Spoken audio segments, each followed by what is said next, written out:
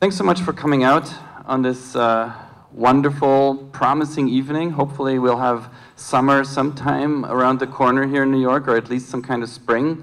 But it's perfect weather to welcome a very illustrious group of people to discuss crossroads in higher education. Personally, as somebody who used to teach college and who used to teach at university, I'm very excited about tonight's event as both a recipient of, said pedagogy and challenges in the, where is this?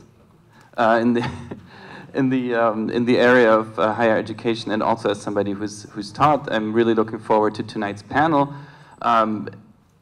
My colleague Peter Rosenbaum will introduce the panel a little further, and we have a wonderful moderator who will do her part in that, and you also have their bios on your seats.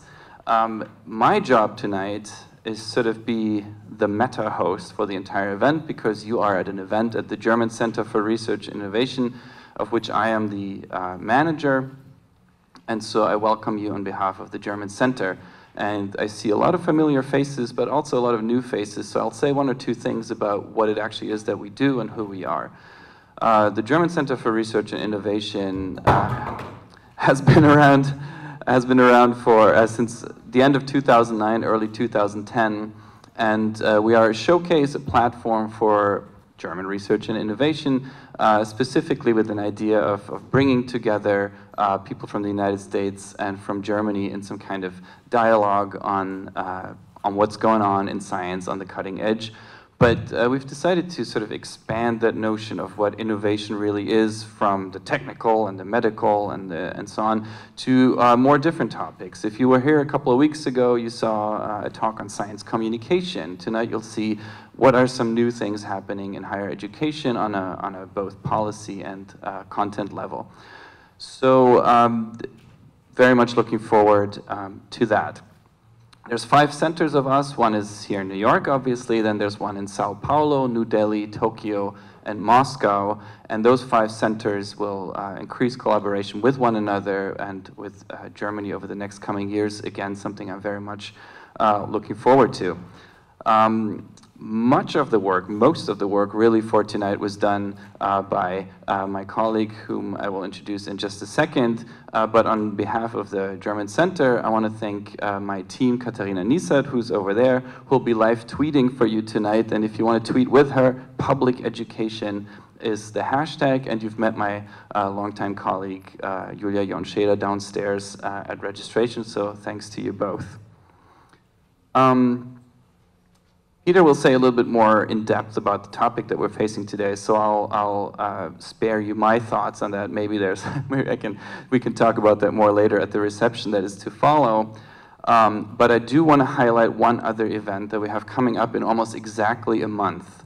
Because if you're into higher education, if you're into what are the challenges for higher education right now, and you like to think about these things, and if you're local, on May 9th, that is an important date for you to remember, May 9th, we will have an event right here on this stage, and we will talk about how new technologies, such as digital technologies, such as e-learning, but also cloud computing, blockchain, and all these types of things, how they are affecting how higher education institutions have to prepare for the future, and also how they have to prepare for a student body that is native to these types of technologies.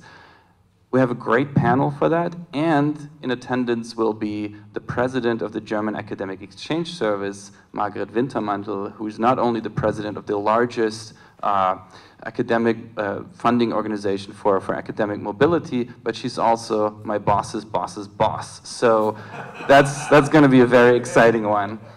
So hopefully we'll see all of you on May 9th. The event is called The University of Tomorrow.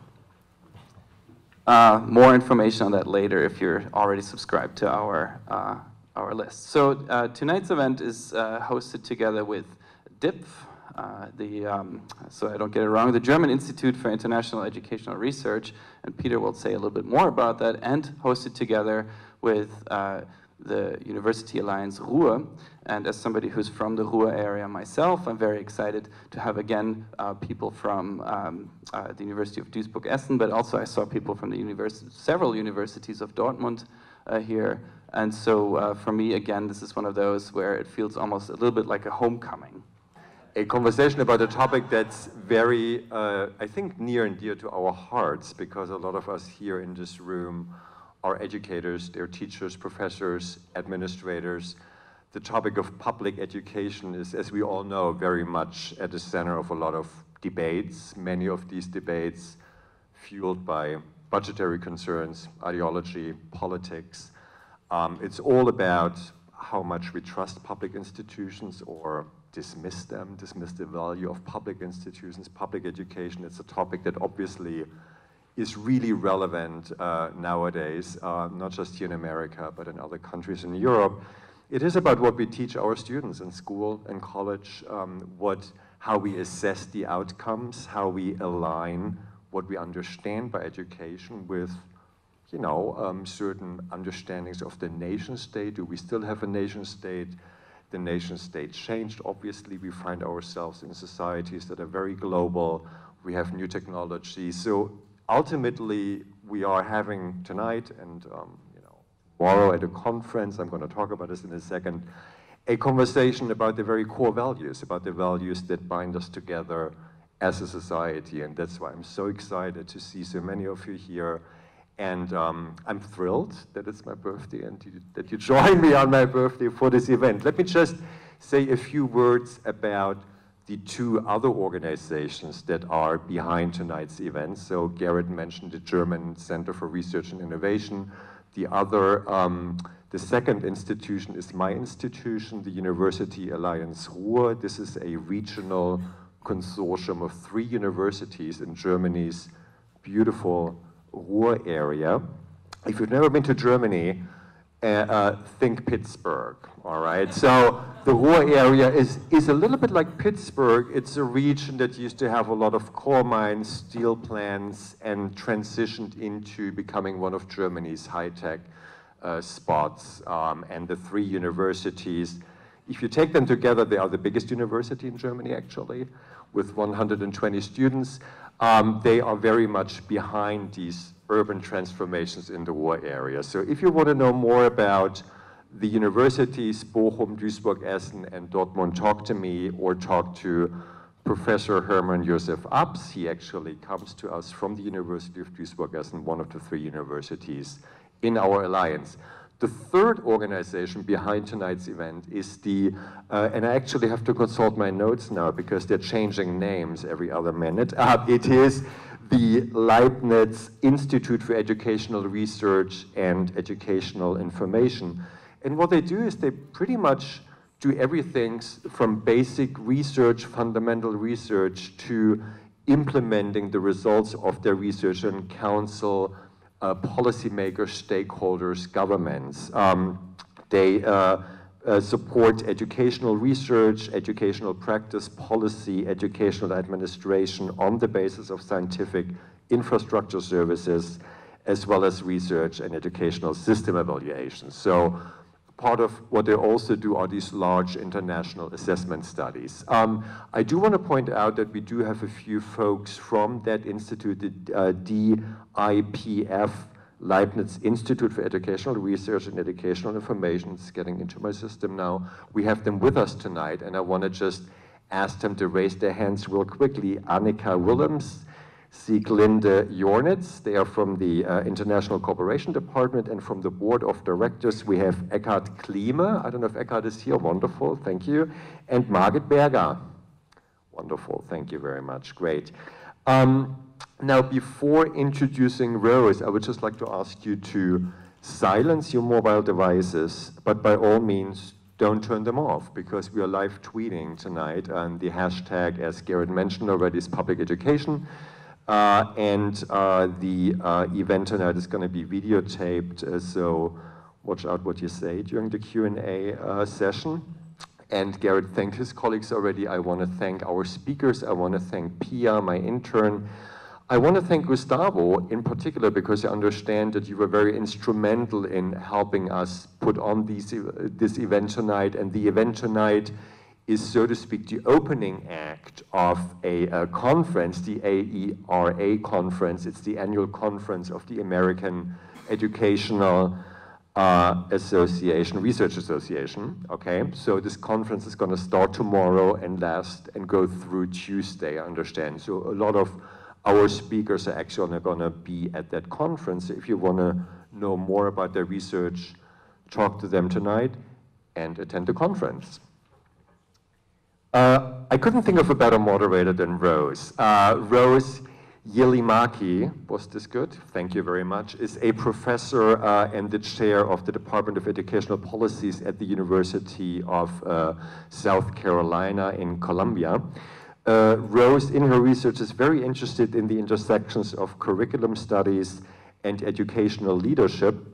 She looks at education ideologies, curriculum policies, and practices in local, national, and international educational contexts.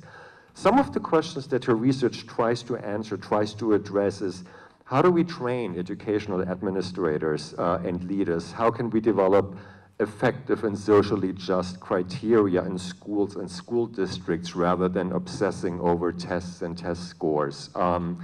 Rose's publications include critical curriculum leadership and new instructional leadership, as well as bridging educational leadership, curriculum theory, and didactic. Before her academic career, Rose was a principal and a curriculum director in K-12 schools. So in other words, Rose got it all. She got the practical experience and she got the fabulous academic expertise, which makes her a wonderful moderator for tonight's event. And I want to thank Rose. I want to thank you all for coming. I want to welcome you again. And Rose, I'm going to turn it over to you now. Thank you.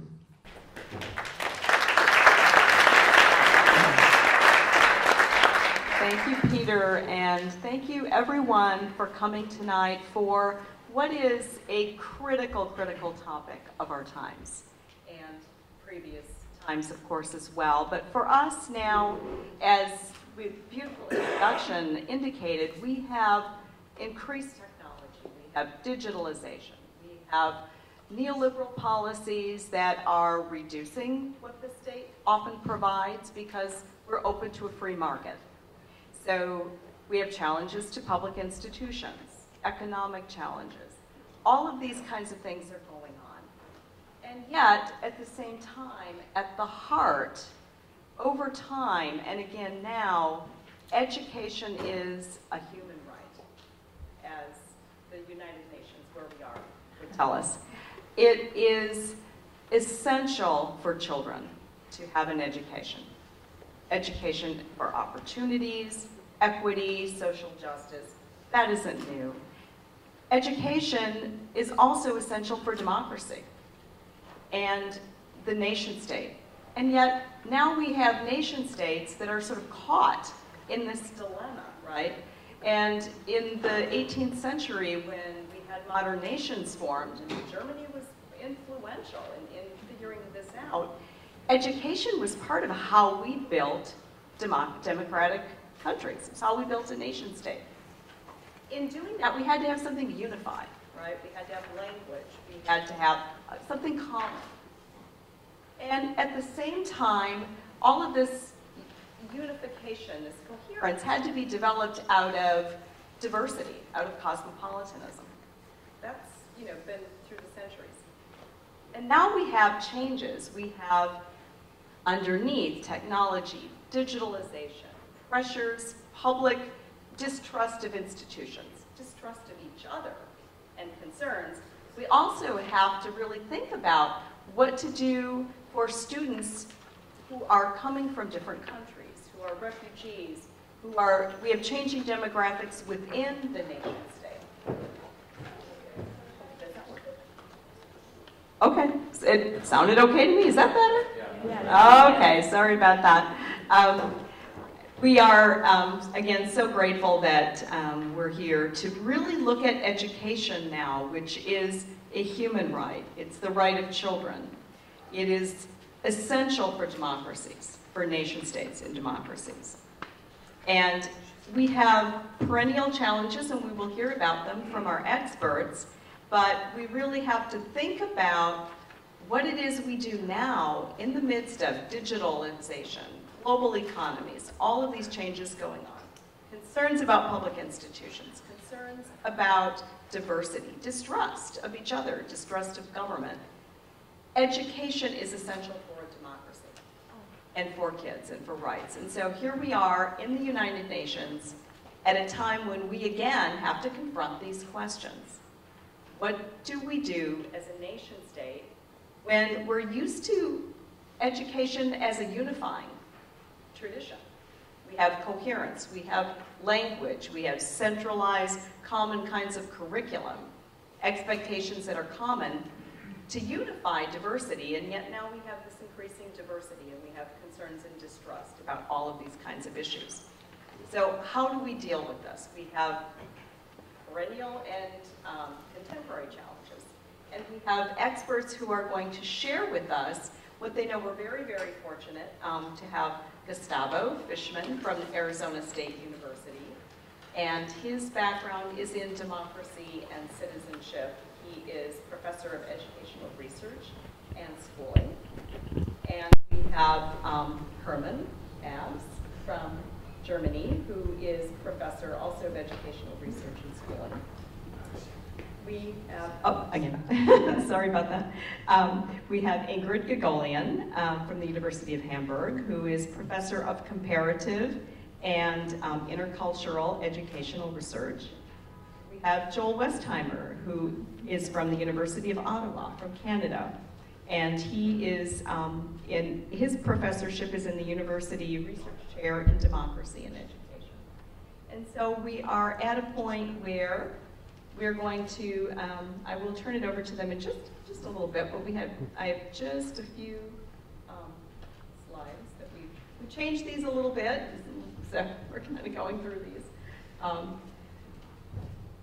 very quickly. It was interesting when we looked at all of the contemporary concerns about public education and changing of education as from a public good to a private good, that in fact we have no changes since 1990 in the US and Germany.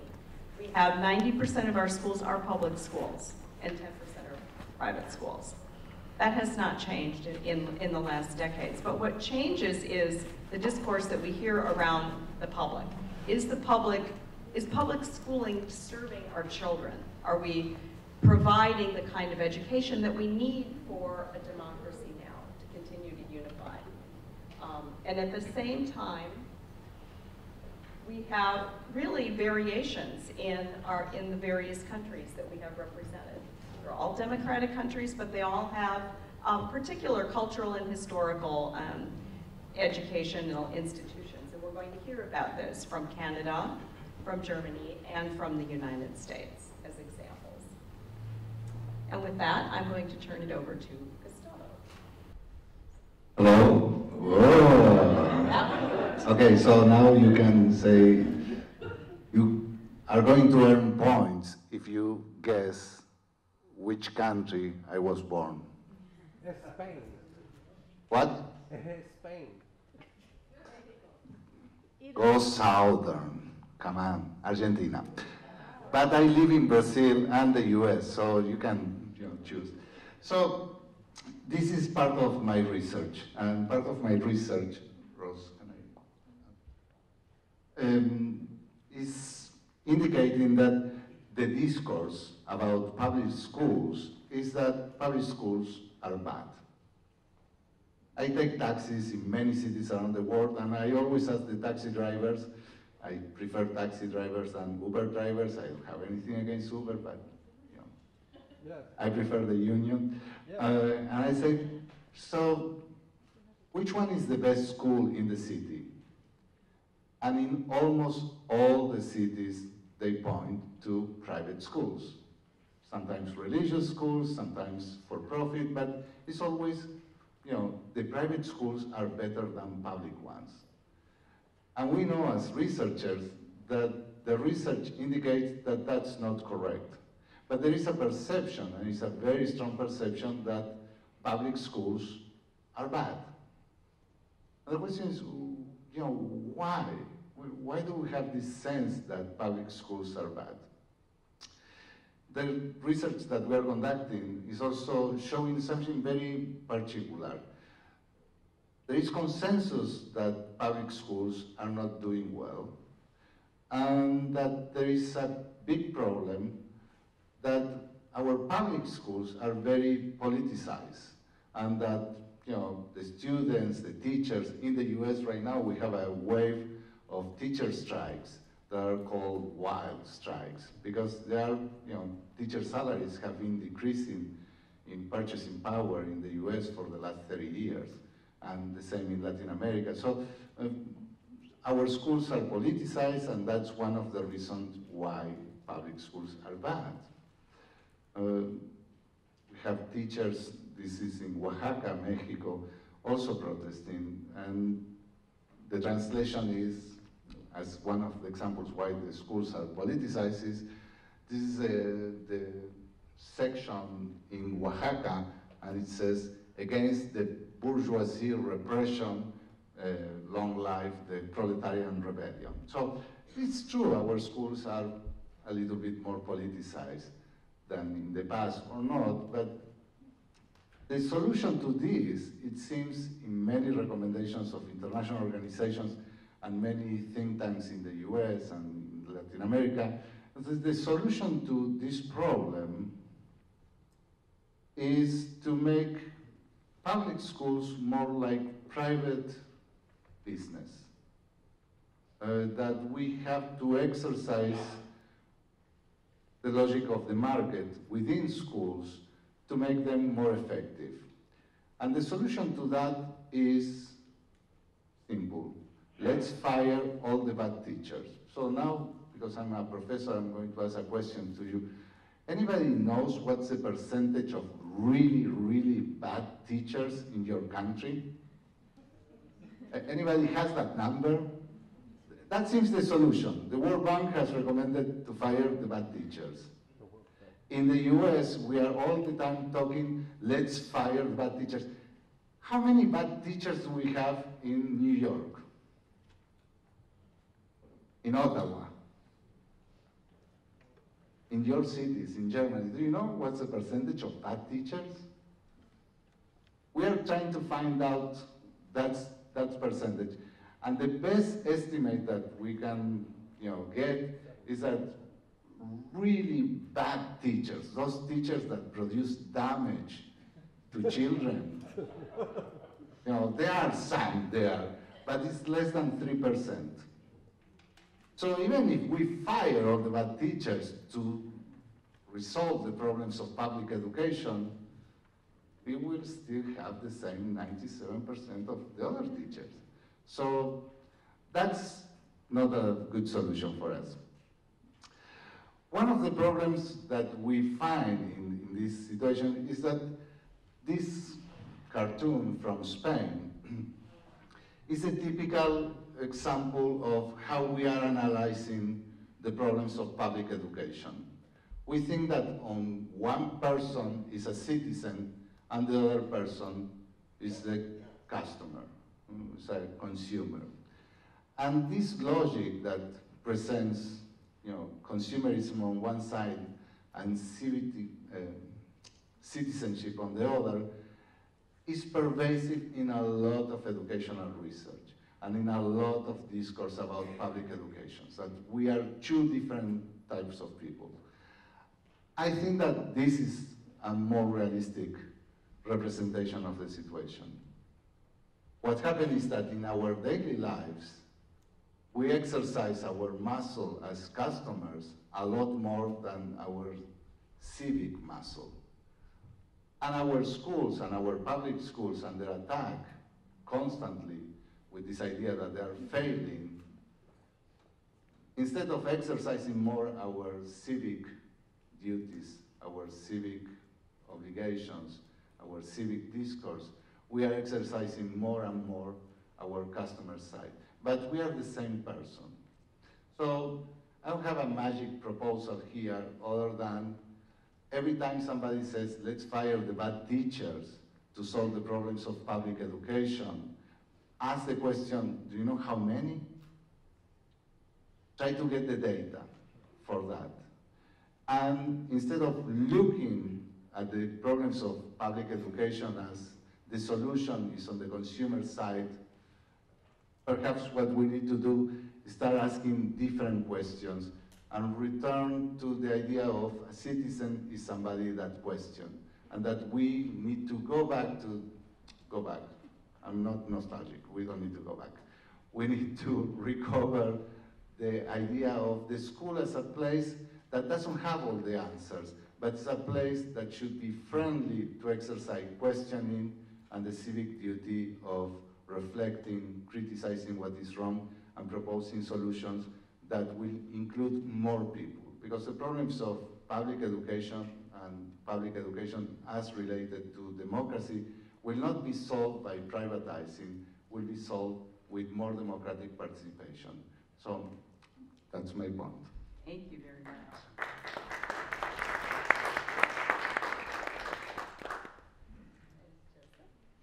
Thank you, Gustavo. Yes, Gustavo, you also brought in my slide. Thank you. The slide is from a questionnaire. We did a study as part of the International Civic and Citizenship Education Study by the IAA. And this study is asking 14-year-olds for their political, civic, and citizenship knowledge as well as attitudes. In the end, we asked them to draw a picture how they imagined school in the year 2050. And we put this question in the end because I wanted to do a kind of replication for an OECD study. These are the future school scenarios, a study which was done in the year 2000. And there the OECD developed 3 basic and 6 more detailed scenarios of public education in the year 2050. And indeed, we could find in the drawings of the student these future school scenarios. And one scenario which I thought was only of hypothetical nature in the OECD study was quite real in the paintings or drawings of the students. And this is the meltdown scenario. The scenario that there will be no school anymore in the year 2050, or at least no public school. And you can also see the reasons for this imagined fact of the year, or this imagined reality of the year 2050 in the drawings of the students. This is a quite open drawing, and you see, because the school stops teaching. So is it perhaps a wrong grammar, and the students wants to tell us because school is destroyed, it stops teaching, or is it because the school stops teaching, it will be destroyed? So these are at least questions that we have to ask ourselves. What leads to the image or to the idea that the school system could melt down, the public school system could melt down?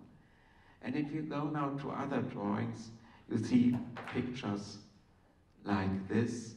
There's a student with a gun and a school, and it's written, and it's a very simple picture. You do not see whether the student himself imagines himself or herself as the one with the gun, and he's now went into the school, or whether he sees himself in the school and someone else is coming with a gun. There are other pictures where there are bombs on schools. ISIS is bombing the schools. So there are several fantasies of violence around schools, but there are also fantasies that school is not sustained anymore and is breaking down because the whole architecture and the whole building does not hold anymore. So I think these pictures, I take the more open one for, again, they are reason enough to think about why there is not so much trust in schools as there has been before, and especially in German. And I'm saying this on an empirical basis. In our international civic and citizenship study, we asked students for trust in institutions, and we have a very strange result in Germany. In Germany, the students, they trust political institutions more than in other European countries. They trust more in parliament, they trust more in political parties, they trust more in the police than in other European countries. But they trust less in schools and in the school system than in other European countries. So this is, and I think it's really a result you have to think about. And there's further research needed to look into this. What we can see from other qualitative studies is that German schools have a problem, for instance, in subjects like civic and citizenship education and in history education, with competing narratives among students. So we have students from Syria and from Turkey, Kurdish students from Syria and from Turkey, and Turkish students, and their uncles or even fathers are fighting each other in their homelands. We have students from Serbia and from Kosovo, and their uncles have fought each other and have been in military actions against each other, and now they are sitting in the same class and have to listen to German history, and now this German history narrative should be the relevant narrative. So it's quite hard to believe for them whether this should be the relevant narrative or whether other narrative they hear at home or in their newspapers or in their internet bubble are more relevant. What could be a common goal for these students? Another reason why the trust in public school systems, at least in Germany, is under question, is whether these schools are still promising achievement to all students. So is there a realistic chance for me to achieve learning goals in this school, or maybe that it is better to go to other sources to achieve learning goals? The third question is the question of the shared understanding of shared objectives in schools as social entities within a town or within the border of a town. And I think these are open questions at the moment, and policy does not have sufficient answers to these questions. And these questions go beyond human rights. Of course, we have a human rights discourse in schools. Of course, the German school system is preparing for inclusion. But I guess parents are wondering whether inclusion is really helping them with these competing narratives, with their question for whether the school will provide the learning for their children that they want to see for the children, or whether it may be a side discourse that is not helping them with their problems. That are the questions that I want to bring into this, and perhaps we can find some answers during the discussion.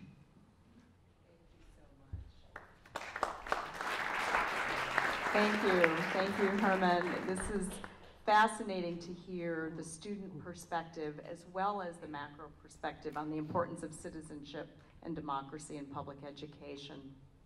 We're now going to turn to experts, to Ingrid Gregolian next, who will talk about a little bit more about some of the changing conditions and the issues of language and diversity in our schools. This slide shows, and we don't have it quite in the interactive phase due to the security, I think. We took a screenshot. But it shows how population migrations are speeding up rapidly. We've always had immigration, and certainly in the United States, we're the land of immigrants, for example, but it was not at this rapid kind of pace. And so when we have the concerns about inclusion and democracy, we now have the changes within the nation state. And so we really need to think about diversity and language in new and different ways. And so we're very fortunate to have Ingrid here to share her work with us. Well, thank you very much, Rose, for this impressive picture. And those of you who are interested should go to the website where this is showing you the movement of the very night you're looking at with respect to migration. So my point of view, my contribution to this panel is I'm very much relying on the idea that the general aim of education, be it private or public, should be to provide access to participation in a society. So this is a general aim, and a European basic idea which was developed in the 19th century is that every person living in a society should have access. Well, at first the persons, this only addressed the male part of the society, but it's a while ago since the population as a whole is meant by this. So what is the basis for people to have access to a society? The very basis of this is language, the command of language. A society's language, which actually are languages, as I would say. So from my point of view, globalization and internationalization as facts, which we have to kind of accept and which we can't get rid of, pose one of the largest challenges to the education systems today, and that is individual mobility and migration. Due to migration, linguistic and cultural and social diversity in all the countries that are affected by migration are increasing. They're kind of exploding. They're more dynamic as they ever were in human history. So we should note with respect to this that most of the countries of the world are countries that receive migrants today, which also is different from what we were meant to think of a normal situation in history. So let me give you the example of Germany. Germany is one of the most attractive countries for migrants nowadays, since kind of the 1950s, so more than half a century now. In Germany, we have people from 190 nation states. You know how many nation states are officially recognized in the world? 200. You should know it. 280. Huh? 280. Two what? 80. No. It depends on the database you use. It's 193 or 196 at the moment. So we have 190 people from 190 countries in Germany. One country can't migrate to Germany, that is Germany. So there may be two countries in the world which are not sending us migrants at the moment. But what does that mean with respect to diversity or with respect to linguistic diversity? It doesn't mean much in the end, because as we know, we have kind of 7,000 languages in the world. Most of the countries of the world are multilingual countries. So what we really know is that we have probably more than 190 languages in Germany spoken every day by people. So this is a situation not only the education system has to deal with, but the education system has to deal with in a very serious way, because migrants bring the youth to the countries. Migration is a young phenomenon. Look into statistical data in every immigration country of the world, that is, the young population is larger than the autochthonous young population everywhere. So the education system is very much challenged by this situation. And at the same time, it's challenged by the deep-seated beliefs that this situation is not normal.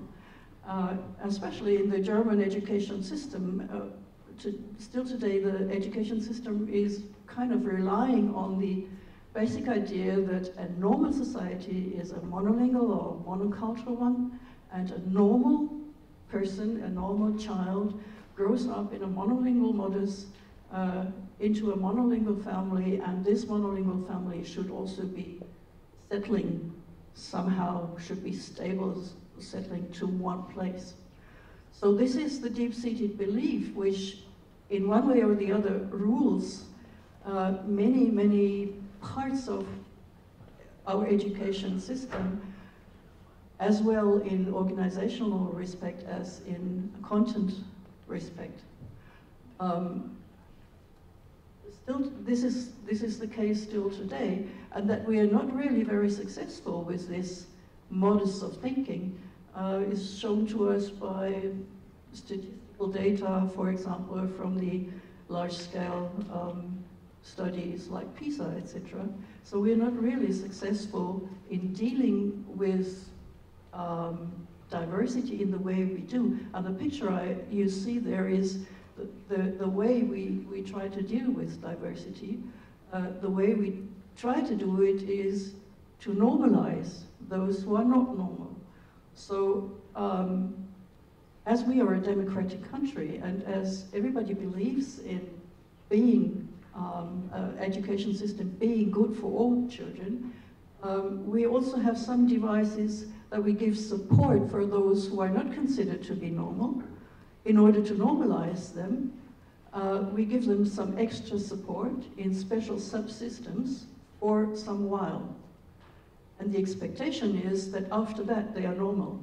So they can be what we call integrated into the usual system, and then they do not need any extra recognition anymore. So that is the principle our education system is still based on, and I'm not so very optimistic that this is about to change. But anyway, it has to change because the situation can't be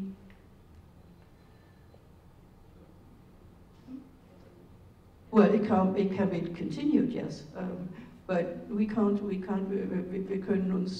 das nicht so entwickeln. Migration. We can't go back to the idea that to the historical phase when probably the ideas on which the education system is based were kind of the normality, which I also would challenge. So we just simply, if we like it or not, we have to deal with this very situation that we have diversity. And that means that we have to change the education system at its basic principles in order to, well, give everybody access to a society. Thank you, Ingrid. And now we're going to turn to someone from Canada, to Joel Westheimer, to talk about the changing conditions in Canada and worldwide in his research. It's okay if I stand? Okay. I need to stretch. I was on a plane. Peter doesn't know this, but I actually have decided to put away my talk, and I've devoted my time to exploring the history of Peter's life. And so we're gonna... With sound effects. Sound effects. I'm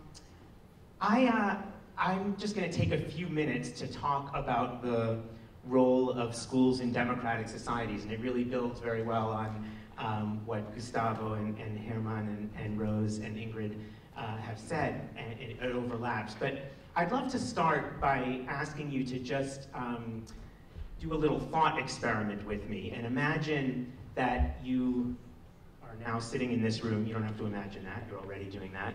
But imagine that you are suddenly whisked up into the air and you go through the roof of this building and you go up through the air and up into space, and below you the earth is turning and you're up there for 45 minutes, and it's a thought experiment, so I can say that you can breathe in space, it's not a problem.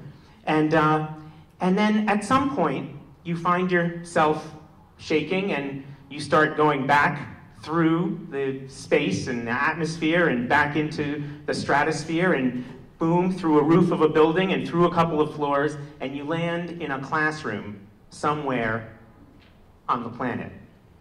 But here's the catch. You don't know what, and you watch a lesson. You spend an hour or two watching a lesson. But you don't know whether you've landed in a classroom in a democratic country, Germany, Canada. I used to say the United States. For sure. I'm from New York. I'm American, actually, so a lot of my research is both, so I can make jokes like that. But you don't know if you've landed in a democratic country, a classroom in a democratic country, or one in, let's say, a totalitarian dictatorship or a religious theocracy.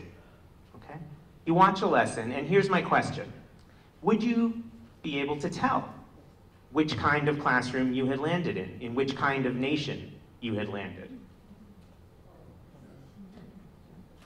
A lot of us would like to say, well, of course we can tell, right? Of course. I mean, our schools here in New York or in Ottawa or in Arizona look nothing like the schools in North Korea or in China or in Indonesia. But when you think about it, a lot of the lessons could be very similar, right? How to add fractions, a chemistry lesson on how to balance an equation, a lesson in foreign language, a lesson even in basic history, right?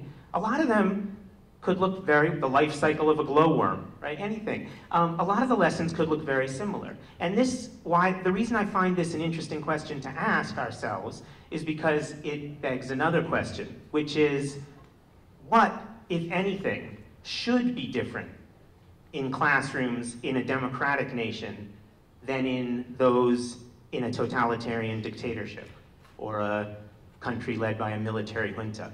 And let me actually just make it a little more difficult, because I know we say dictatorship, that's like evil, and democracy, that's good. I don't even mean that.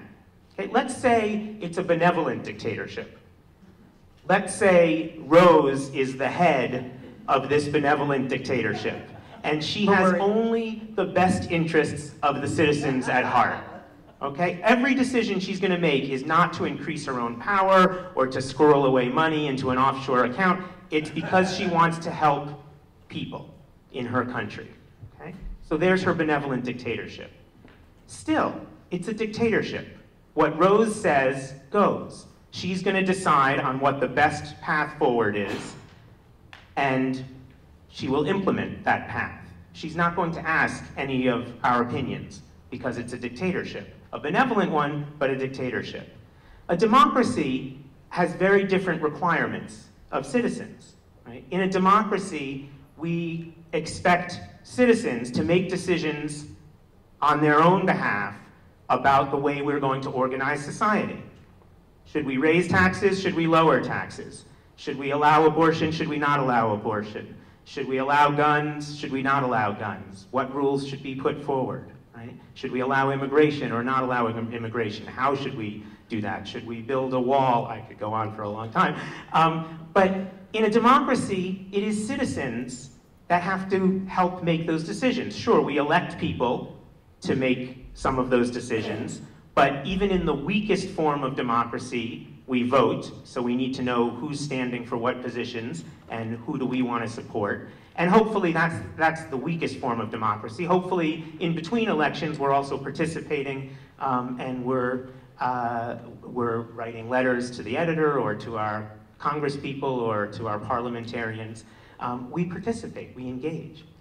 Now, if that's what a democracy requires, it seems to me that schools in a democracy would necessarily teach something a little different than schools in Rose's benevolent dictatorship. Right? Because in a dictatorship, you just follow the rules. You obey the law, you pay taxes, you listen to the leader, and you hope for the best. In a democracy, it's us who are making those rules, right? It's us who are coming together. So what do schools need to teach to make that happen? Well, first of all, I think probably one of the most fundamental questions that one of the most fundamental aspects of education that would be required in a democratic society is to teach people that well-meaning, intelligent adults differ on important matters of social concern. And that it's your job, the student, to listen to those multiple perspectives, to be able to traffic in those multiple perspectives, and then make decisions about where you stand and how we should move forward. And public education, and many of the panelists have spoken about public education and the attack on public education.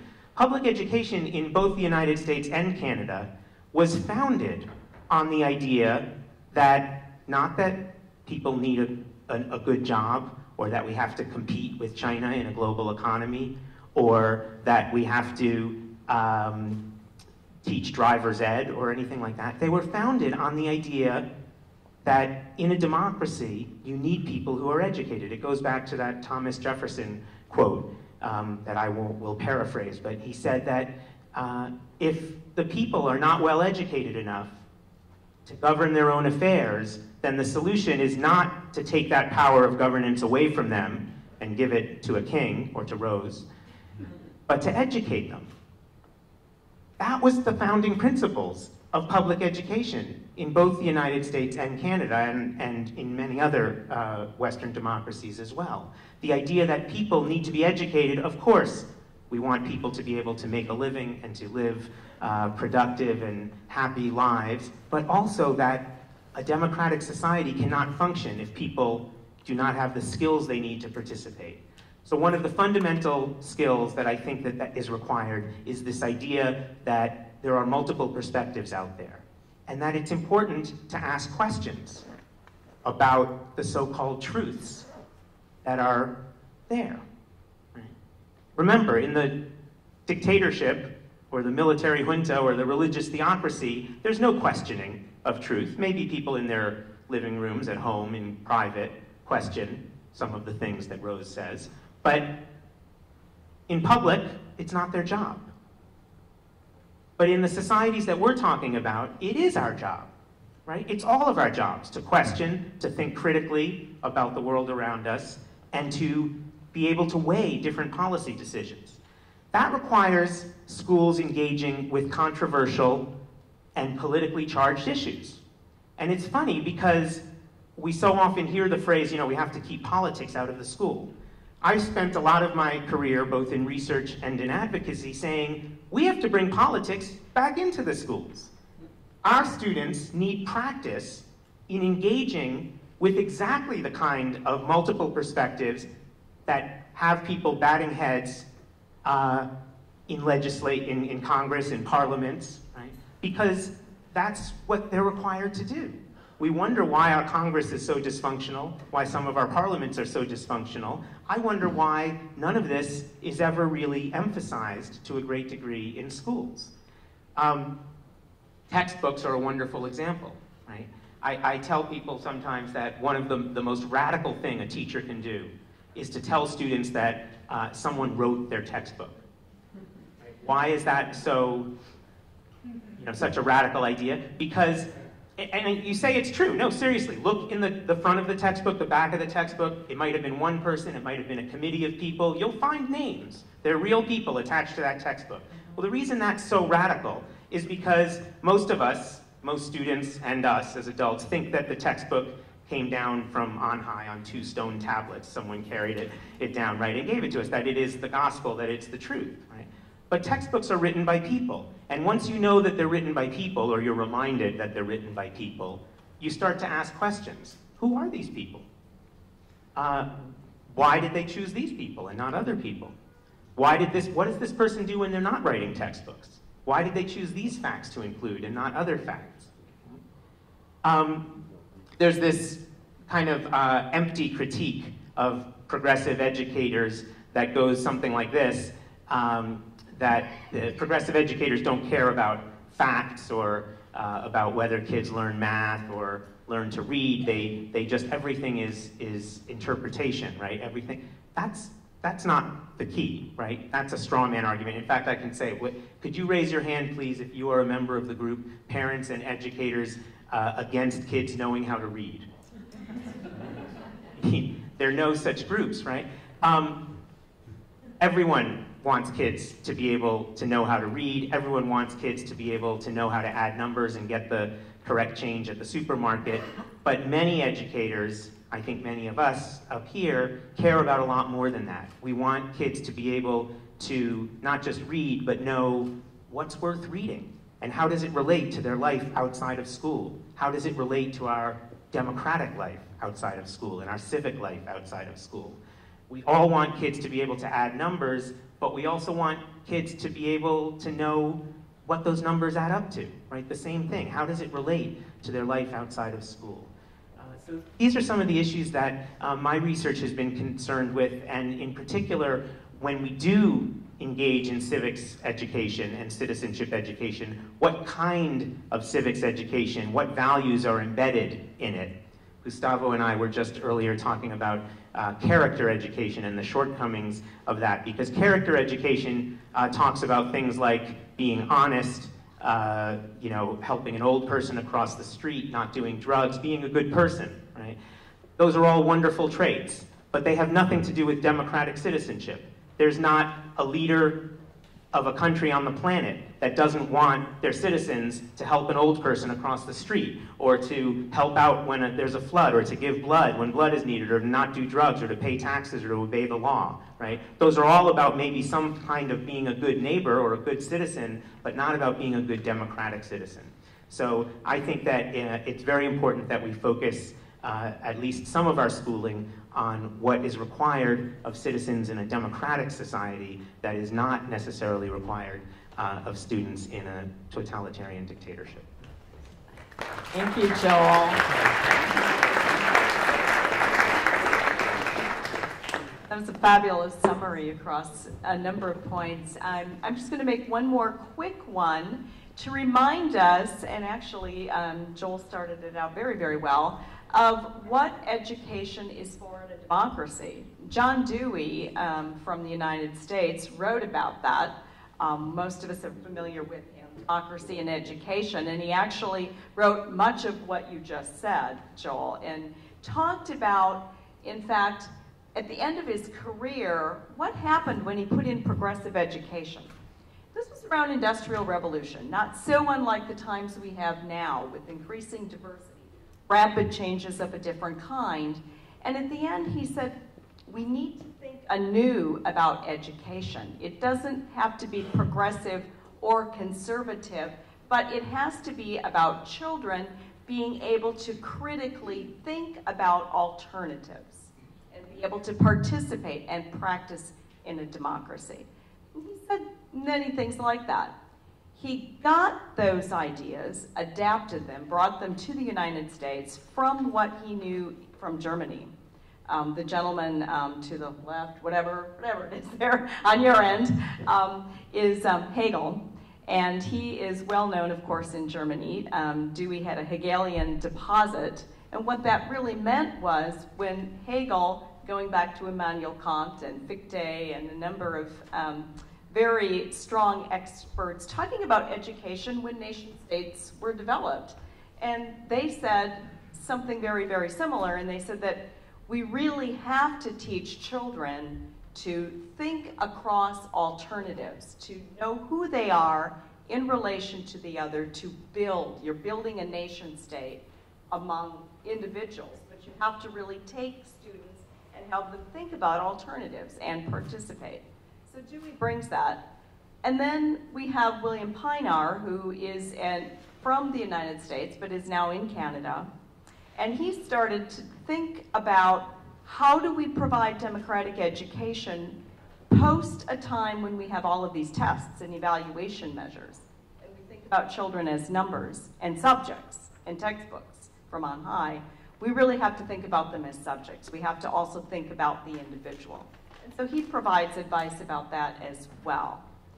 We have cautions, and many of them have come up, but for us to think about how do we educate when we have 190 languages in a country now, and yet we really think about education as unified, right? And language is a way we build. We build on, right? Through language, through education, through commonality. You know, it really provides a fascinating, different challenge to think about, but yet not so entirely different. So can we go back to a certain way to the traditions of education for democracy, and perhaps as Dewey did, adapt them for the changing times for our children, so that education continues to be a human right. It continues to be an equalizer, but it doesn't take us to tribalism to 190 different cultures within a nation state, because nation states are going to hold. And we need our children to be able to think critically across alternatives for the common good and for a future that really is not known to us any more than it was when Hegel developed his theories and Dewey took them forward. And Bill Pienaar started to think about them. And we're thinking about them here. So with that, I'm going to ask if anyone has questions or comments. We're going to ask you to address them to a particular panelist. That will make it easier for the benevolent dictator moderator up here and others. Thank you very much for your work tonight. I wondered, Ingrid, do you think that homeschooling is going to increase in the future? As a person from Germany, I don't think so, because well, in Germany we don't have homeschooling as yet. It is not allowed in Germany. And I don't see the necessity for it. Well, may I? As a person from Germany, and going through these drawings from the students, a lot of our students are now expecting that there will be homeschooling in 2050, because school is not a secure place anymore, because its teachers will be replaced by tablets and by online teaching. So it will be there will be no necessity to go to schools anymore.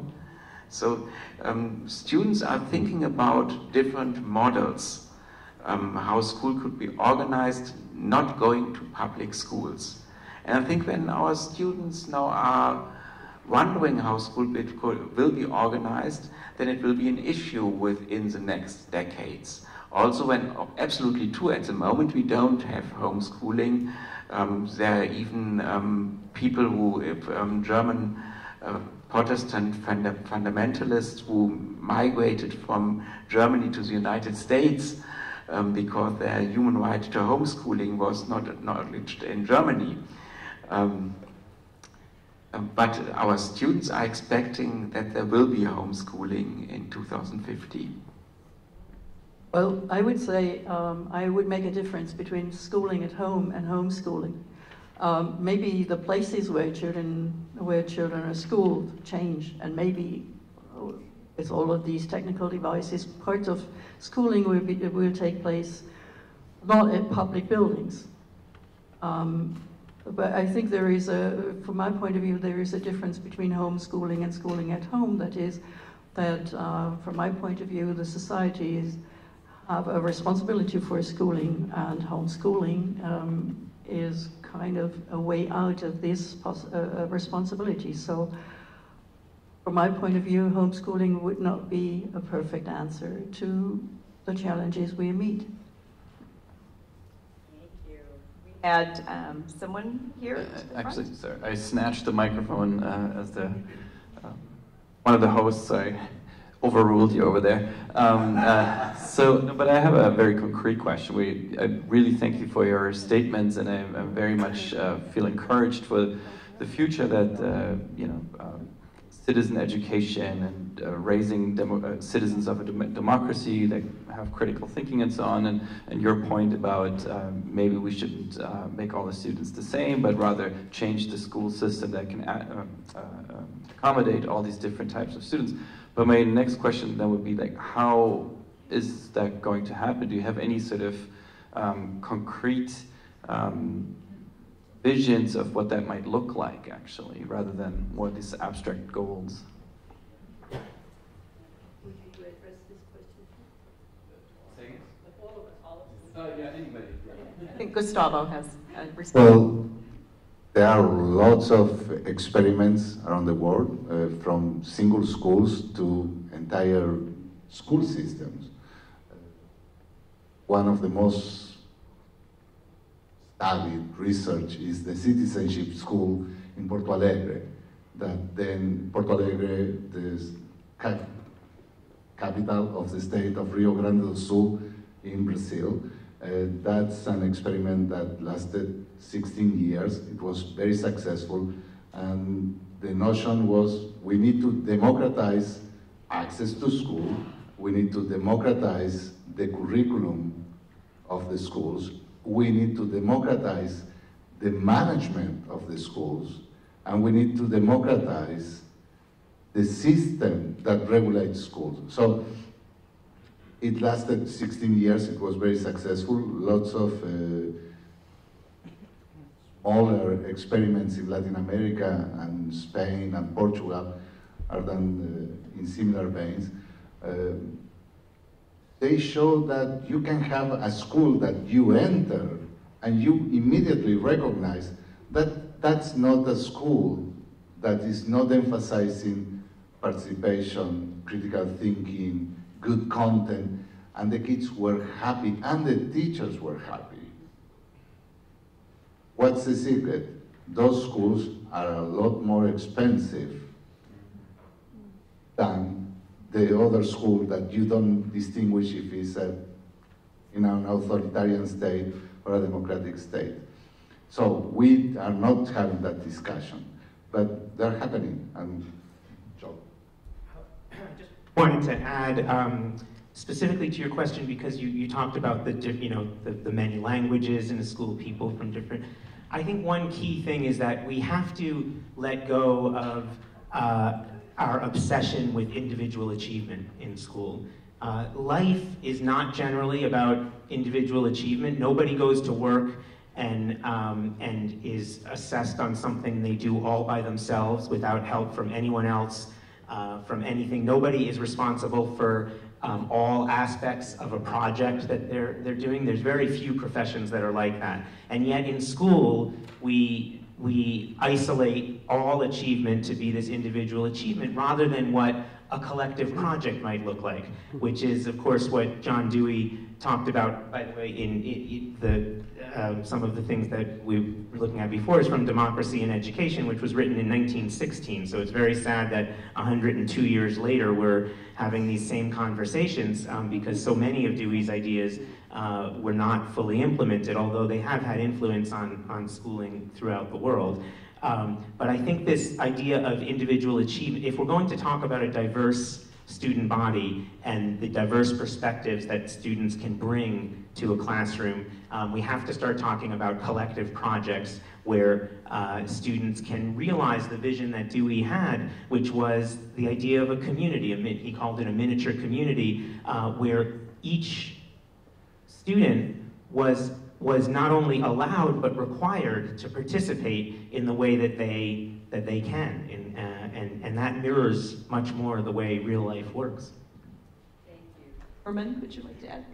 I have somehow, again, kind of opposite opinion on it. Yes, it's democracy, yes. I think if school abolishes the vision with individual achievement, as you call it, I think this will be the end of public education, because why should I give my kids to a school if it is not about individual achievement? Then I would give it to a private school. So that's what I expect from school, is that it's about individual achievement of my kids. And when I go to the Index of Exclusion, that's a very popular document of policy making at the moment in Europe, and I go to the definition of learning there, I have a definition of learning that it is about being together, social interaction, but it is totally free from a change of behavior, change of knowledge or so. That is not what I expect from school. What I expect from school is change on an individual level, and also, and then I agree with you, also collective projects, also community engagement. But without this individual achievement, I think it will be the end of public schooling. Therefore, if we do not manage to reconciliate this social dimension and the achievement dimension, I think we will not agree on a public school system anymore. I don't want to dominate the conversation, but I do just want to say that I think that individual achievement comes from collective work as well. So it becomes, So a bit of both. A bit of both then. And this feels a little bit odd in a certain way for the US person to point back to Hegel now and his predecessors, in fact, but as I'm learning and understanding it, it seems that the questions they asked, and we can wonder if they're the right questions still to ask, but one of them was, what is the relationship between schools and society and democratic society, right? So what should schools be doing in order to prepare for a democratic society? And then what is the relation between individuals? And that is a pedagogical activity. So I think it's both, at least my interpretation of that we want to think about how it is that as a teacher or the different perspectives that you've been hearing now, kind of challenge you or make you think a little bit or provocate or interrupt some of your thinking. That's teaching. And then the learner has to take it in, right? So there's an individual, there's an acceptance or not. That's what later Benner would have called, as we understand it, non-affirmative education. That it's not about that we're training you to be what it's always been in the status quo, although sometimes we affirm that, but it may also be challenging for something for change. And you have to balance that out. That's what children have to do. It's for them in the end, as I've understood. Oh, yes. Ingrid, go ahead. With respect to my work in linguistic diversity, the thing would be quite simple. At first, give up the idea that every child comes to school with the same kind of linguistic prerequisites for learning. This idea. And at second, try to accept that children know things. So children bring their linguistic history to school. They have a knowledge. They have language. They may not have the language they are meant to learn at school or in which they are meant to function at school. But they can bring in their knowledge in order to do this, and they can do it in a more or less collective way. So the simple thing, for example, is if you want to learn to read and write, what you have to do is you give up the idea that reading and writing has something to do with speaking, other than the convention we built about it. You don't hear how to read and write. You don't hear, well, you can see it once you've learned it. And a very, very good way to teach children that they have to give up this basic idea that reading and writing and speaking has got something natural to do with each other is comparison of languages. And so if you bring in what children know already about languages, this is an ease for all of them to learn more about language. So I think the simple thing is to give up the basic ideas about what is normal and try to look into the potential which is there in a diverse constellation of teaching and learning. in diversity in a new way. Thank you for having to think about that. That's something new. We don't have language as a unifying issue. We had one person here, and then I see Norm in the back. Go ahead. So my name is Dr. Cowan. I'm a professor at Touro College, and I have a question that is in two parts. One of them is we haven't addressed the digital divide. There are going to be digital haves and digital have-nots. So I am the president of the Rotary Club of New York, and I'm going to be the assistant district governor of Rotary. We just did a project. We sent money to Burundi to educate teachers in the use of computers. All right.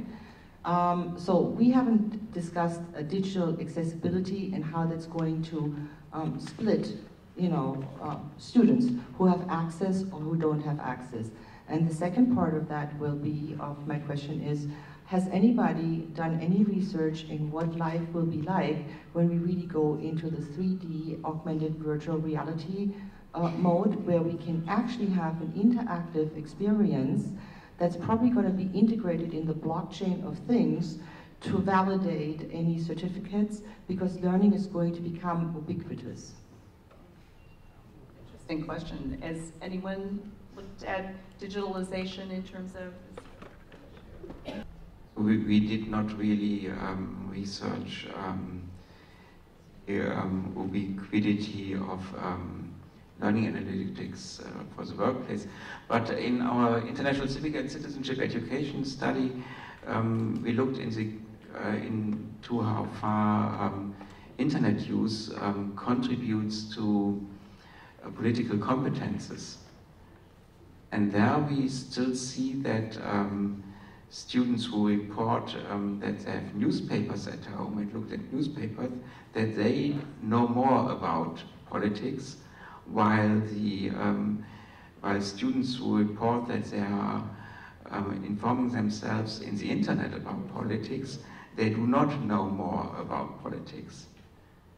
So this raises some questions what they are really doing there, and what it means to inform oneself in the internet about something, and whether it's really equivalent to other forms of learning. I think we are quite at the beginning, but of course it's a question we have to deal with, and in how far digitalization will change public education is no doubt a future question for the next decades. Yes. In the back, I think you had a question, Norm. Thanks so much. Norm Friesen from Boise State University. I just wanted to sort of make a comment. I really appreciate what you said, Ingrid, about being open to what's unknown and don't take anything, accept anything as normal. And I just wanted to comment that to North American ears, some of the things that Europeans say about education are sometimes strange. For example, in Denmark, I recently heard people say, well, this type of multicultural education is not possible. And then I heard just here that I can't imagine, public school can't exist without individual competition, to which Denmark, it seems to me, provides a counterexample along with other Scandinavian countries.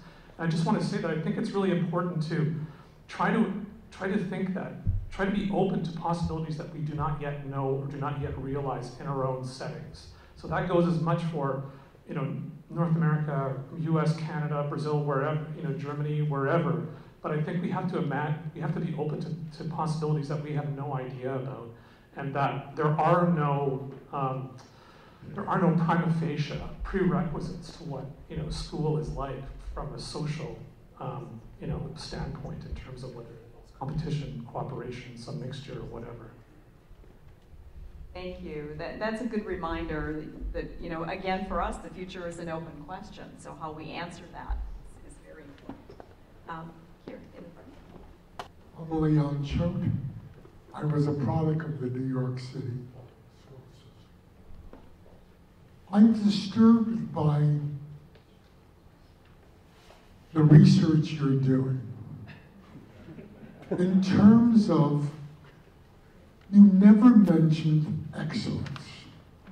I think it has to begin with excellent teachers who are equipped to deal with the world we live in. And not one of you has mentioned that. If the public school is going to survive, we need teachers who are going to be effective for our students. Thank you. The research about excellent teachers, if you look at the results in PISA of Finland, Singapore, Korea, and so on, they are showing the same. You cannot achieve to excellent results by increasing inequality. Those systems that train teachers well and that try to reduce the inequality achieve very good results in academic achievement. So the idea that we can replace all the teachers that we have today magically by recruiting the best of the best without training, without pedagogical reflections, and without providing good resources, they are not going to achieve excellence. There is no historical evidence for that, and the historical evidence today and the empirical research shows good teachers and reduction of inequality produce very good academic achievement. So we know that that works. Why our societies are not choosing to do that is a completely different question. There's so much to say about your comment, but one is that there is no crisis in the quality of teachers yet, although we're on the cusp of it. We are not lacking in excellence for teachers. There are some schools in urban centers where there's no question that there's issues, but when you do, just as one example, when you survey American parents about the state of public education and the quality of the teaching force, and you ask them how it is, they respond that it is a disaster, absolute crisis. It's terrible. The state of public education is crumbling and it's a disaster. And you say, how is your child's school? They say, oh, we're very lucky. My child has fantastic teachers, terrific teachers. And you see that repeated over and over again across every state. But of course, I mean, who would disagree with what you're saying? Of course we need excellent teachers, and I'll tell you the way to get and keep those excellent teachers is to create workplace conditions so that some of the top people graduating from universities and from all our communities across the country and across other countries want to go into teaching. And we, of course, in this country have done the exact opposite. We have attacked teachers at every turn. We have tried to take away their collective bargaining rights. We have reduced their salaries. We have reduced their access to resources and so forth. It's interesting that Gustavo said, you know, we're seeing, of course, these teacher strikes now in Virginia and Oklahoma that are spreading, finally. It's about time. And what's very interesting is you talked about the reduction in salaries, but many of those strikes and many of the demands that the teachers are asking have absolutely nothing to do with salaries or pensions or anything else. They have to do with classroom conditions under which students learn. And we have to understand that teachers' working conditions are students' learning conditions. And until we support education in the way that it needs to be supported, we will continue to have people questioning, and what I fear is that we are right now on the cusp of losing many of our excellent teachers because of everything that people have mentioned, the overemphasis on standardization and testing, which we only scratched the surface of. So absolutely, we need excellent teachers and we need to learn how to keep them.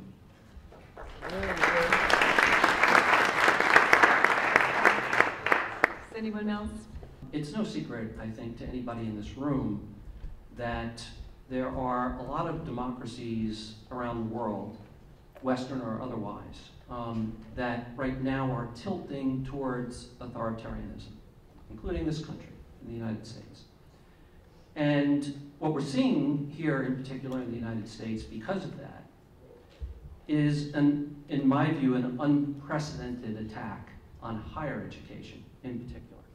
College, higher education, post-higher education, master's candidates, PhD students, Congress just tried to strip PhD students of their stipends, taxing their stipends. So the educational system is under attack, right? And then when you sort of trickle down to the primary and secondary education classifications, we have what you have just described about the teacher strikes in Oklahoma and West Virginia and other places, not driven by salaries and benefits, but rather by working conditions. And so when we have this sort of authoritarianism creeping into our democracies, they're trying, they know all too well, right, that education is the underpinning of democracy. So they're attacking education because they don't want an educated electorate. They want lemmings. They want citizens who will just go along, right? And so it seems to me the combination of the political tilting along with the sort of historical stripping of funding from primary and secondary education in this country in particular. What's the solution? Not that I'm expecting anybody to have the answer, but I'm interested in your opinion in particular because you brought up this line of thinking, but certainly anybody else from the panel.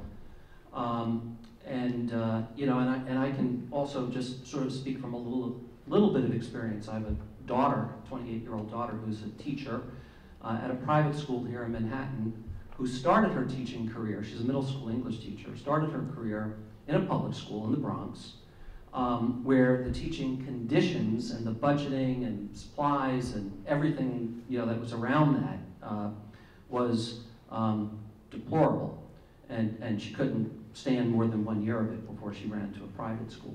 But anyway, that notwithstanding, the political environment, though, is what I'm interested in hearing opinions about.